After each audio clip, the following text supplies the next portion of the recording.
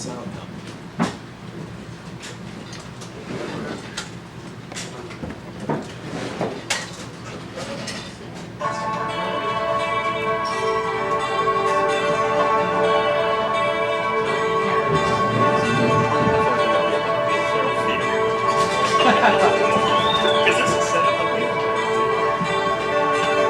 Ladies and gentlemen, welcome to Hideout.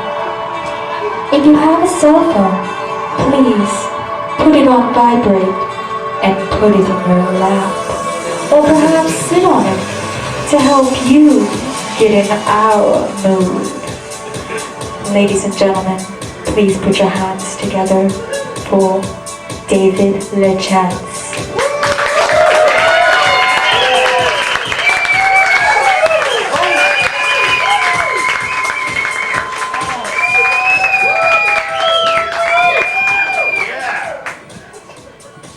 Thank you.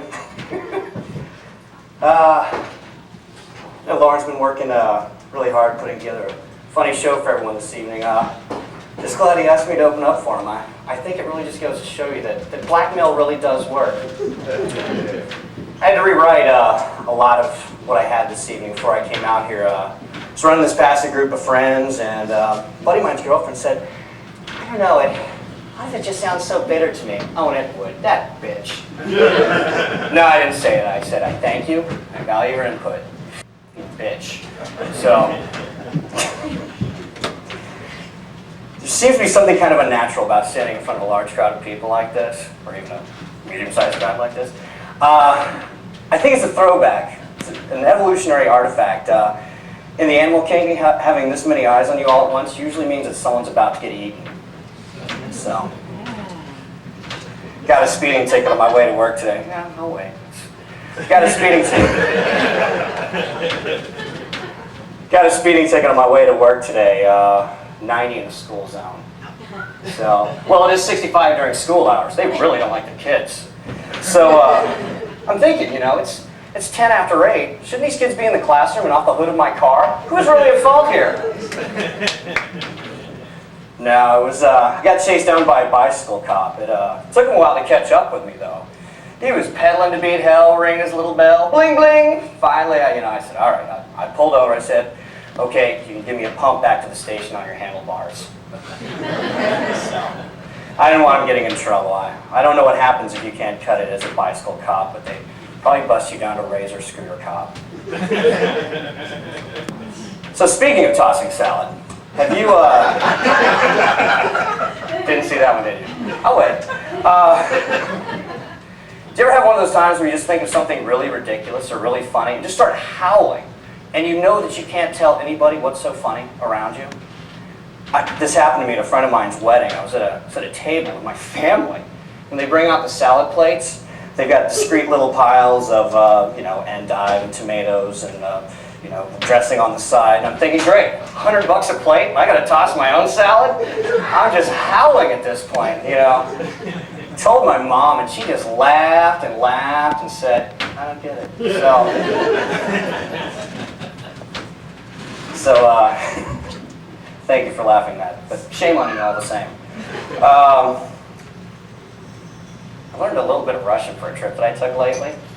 And if you're going to go to a foreign country where they don't speak English, you really should make an effort to at least pick up a few of the basic words, like please, thank you, of course beer, and then where's the bathroom? You know, the basics. But what is the first thing everybody tries to learn in a foreign language? The bad words. Yes. So, do you know any obscene words in Russian. Any other? English? Sure. No. Sometimes. How about you? Do you know anything? Anything? Scheiße. Scheisse? German, right? Anybody else? Scheisse? Pendejo. I know that one too. See, you know, you really shouldn't go out of your way to learn words like that. I mean, look at the wealth of knowledge you have around you this evening. And, at the same time, too, you shouldn't go out of your way to do it anyway, because just being who we are, I think we'll pick up those words incidentally as we go along, my fellow ugly Americans. So, even if you think you sound kind of international, that you can throw around a few words like that, I guarantee you don't. When I was in St. Petersburg, I had this Russian kid that looked like Eminem comes up to me and says, "You are Americans, yes?" "Yes." He says, "I speak English. I like rap music. Motherfucker!" "It's good, yes?" "Oh, that's great." I'm glad y'all laughed at that, because I would have laughed at it anyway. So, yeah. So, and also, if you're another bit of advice when you're traveling, when customs asks you, "Do you have any drugs or firearms?" don't say no, but "Do you know anybody locally?" Because we're kind of not unless you want a Czech woman with salami-sized fingers performing a cavity search on you. Then again, that may be your ideal vacation. I'm not going to judge you. I won't stand in the way of your good time. You notice how much friendlier everybody is when you travel?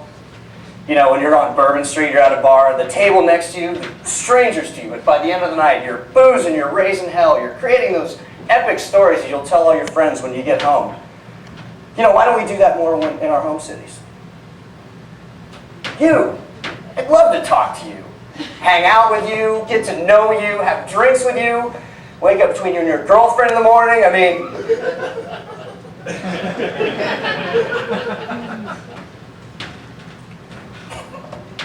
So you notice what a life-changing event buying shoes can be for a woman? I never really got that. I mean, as a guy, shoes should cover your feet, and I think that's about it. Actually, some guy at work actually commented on my new shoes the other day, so of course I had to beat him up. I mean, come on. You know, you say thank you to something like that, it's wine spritzers and cafe curtains all the way down. Now, I mean, shoe stores to women might be like what Home Depot is to me. I mean, I don't go to church, but if I did, it'd be a lot like Home Depot. Big building, full of majesty, the whispers of the divine, that both awes and dwarfs you with the infinite possibilities. But in the end, we all fall short of the glory of Black & Decker. So, maybe that's it. Makita is to men what Louis Vuitton is to women. Maybe they should have had that analogy on the SAT. I know they probably could use that later on. So, I'll wait. So, does anybody still go to titty bars? Oh, I'm sorry, gentlemen's clubs? Come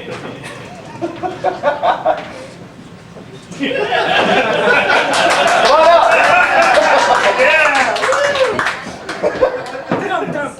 Oh, what was I saying? Kind of lost my train of thought. So, if you're going to go to these places, I think you should go in with the right attitude. Now, first of all, the word stripper comes from the Greek word which means issues with men. Secondly, you're there to be fleeced, okay? The only bulges in your pants that are going to get you anywhere are the ones that your wallet makes and the one that an 8-ball makes. And even that's no guarantee.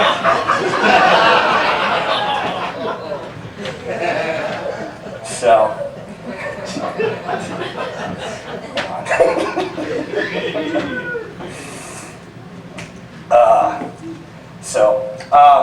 and you know, you usually have this guy that you go into, the one that thinks, hey, the stripper really likes me, the stripper really likes me. Well, not necessarily. Just because she let you grope her and told you her real name and names of her kids doesn't mean crazy monkey sex tonight or any other night, or at least not with you. So usually what you'll have is these guys go through their usual retinue of questions. So do you have a boyfriend? And then, you know, it usually follows up with, so do you ever date guys you meet here? And of course, you know, that follows up with I'm just doing this to get through school. Blah, blah, blah. On to Act 3, empty wallet and hammered. See, they just want your money so they can go home with each other and do the things to each other that you wanted them to do for you. That's a cruel yet funny irony. I have another buddy of mine that takes an opposite tack. He'll basically yell on his cell phone the whole time and wave the strippers off. Just say crazy shit like this. Yeah, cocaine. A trash bag of cocaine. And I can't get the T-tops back on the vet either. Look, the cocaine can still get wet on the scarab, even if it isn't a trash bag. Hello? I'm going to call you back.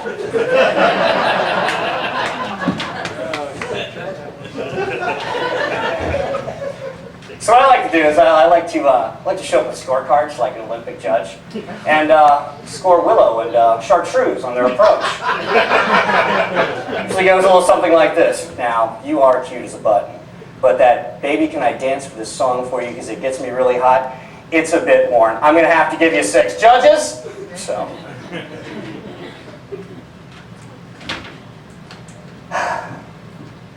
Following the same line. My house used to be a home for wayward, yuppie, functional alcoholics. And I'm not kidding.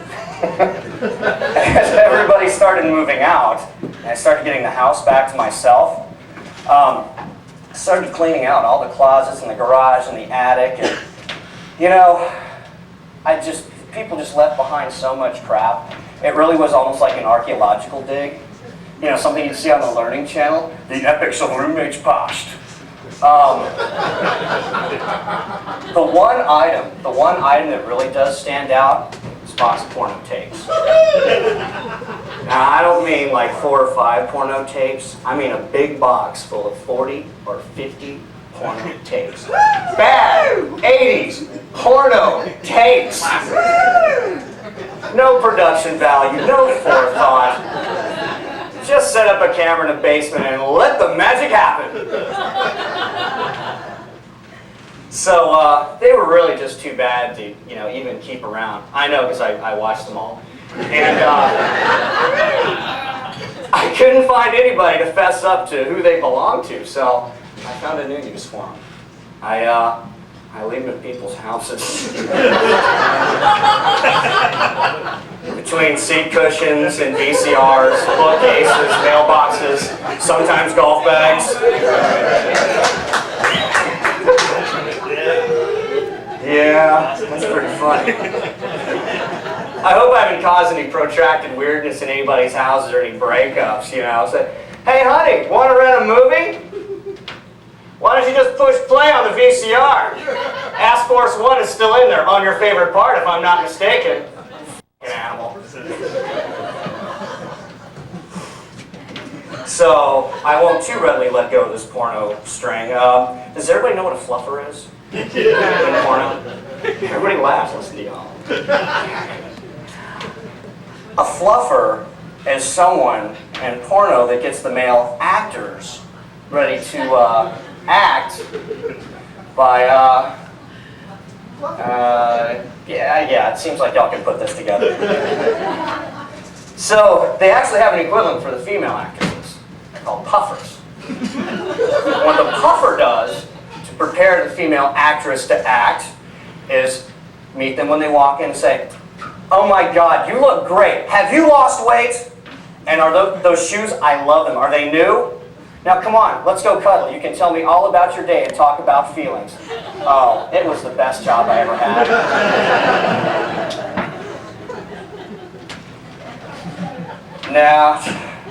Nowadays I'm making sure that my resume is current just because in this job market it's probably not a bad idea. And going through my research and everything, I found something called the Americans with Disabilities Act. Now, I don't know if you all know this, but an employer cannot bar you from employment because of any disability that you have. So when I go for interviews now, and they say, do you have any disabilities that may keep you from successfully completing your duties? I say narcolepsy and Tourette's syndrome. I mean, narcolepsy? I can sleep at my desk anytime I want. They can't touch me. I have narcolepsy. I can cuss somebody out. I can cuss for no goddamn reason whatsoever. You can't touch me. I have Tourette's. Even when the boss gets all pissed off at me and says, you know, starts yelling at me and stuff, I can say, you can't fire me, motherfucker.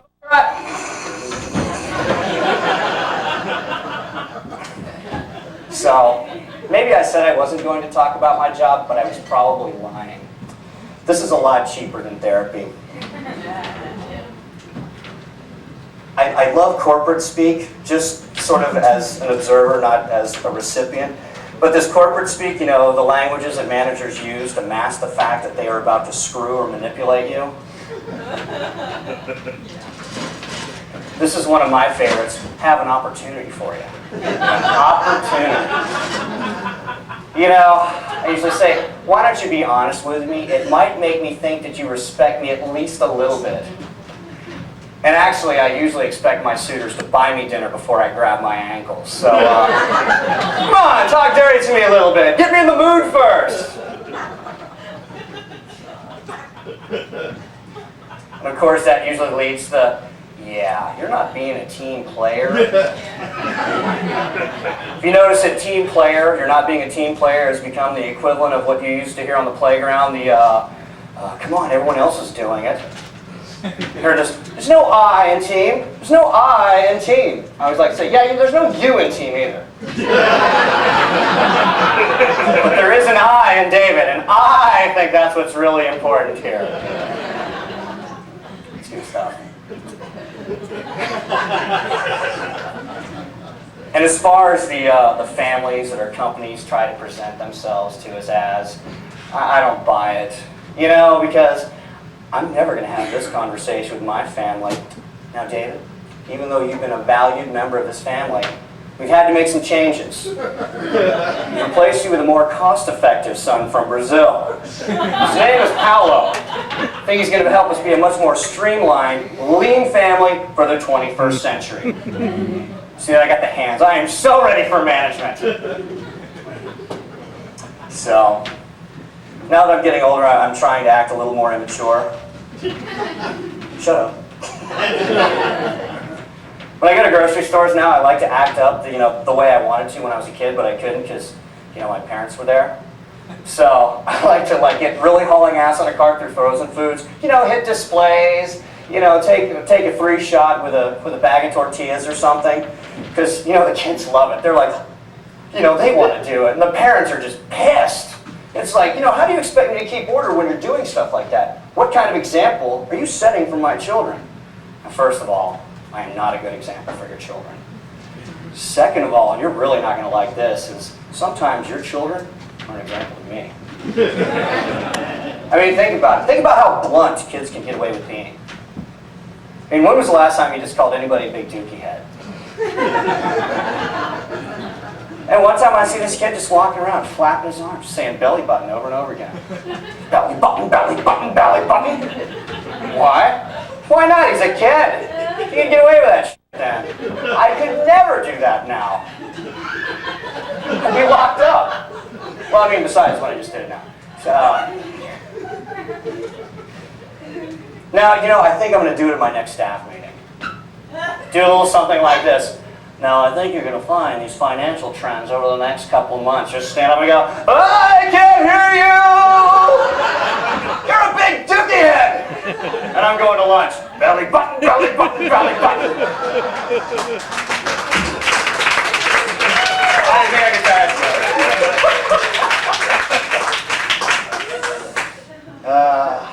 Thank you. I nearly threw that out. So, I turned 33 this year. I'm trying to do all the things I said I was going to do, but never quite got around to doing just yet. This would, of course, be one of them. And and the other one was, or one of the other ones was, I went skydiving. Who's all been skydiving? All right. Everybody always tries to ask, so what's it like? What's it like? And it's hard to explain to someone who hasn't actually done it. So I tried to explain it like this. It's like, well, the first mile out of the plane in free fall is a lot like the first time I had sex. Terrifying and exhilarating all at once and over before I knew it. I think I was screaming a lot too. No, I don't mean during skydiving. I'll wait. On the flip side of this, unfortunately, when you get in your 30s, and some of you guys can back me up on this, you have to start going in for prostate exams.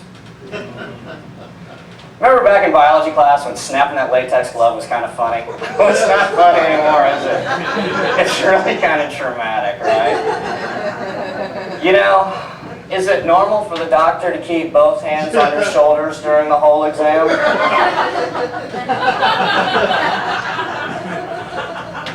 You know, afterwards, doctor says, you know, oh, clean yourself up and put your clothes back on.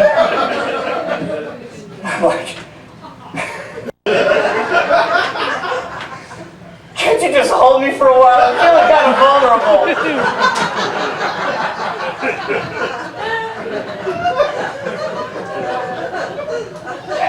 And I know this sounds kind of weird, but I really think you should have called me later. I don't know, taking me lunch. Then again, you know, maybe I let him on. I mean, I was there for a physical, right? He tells me to take off my clothes, and I just take off my clothes. I'm so easy. So, what else? Ah, yes. I'm starting to get a lot of shit about not having settled down yet. You know, what I usually hear is, hey, you can't have fun your whole life. What? That's your best argument? Second of all, I beg to differ.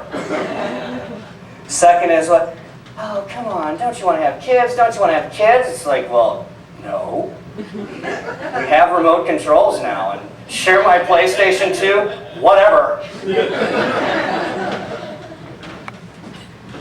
Yeah, I don't know. To me, marriage just seems to be a way of saying, here's a very expensive ring now. Please stop f***ing me.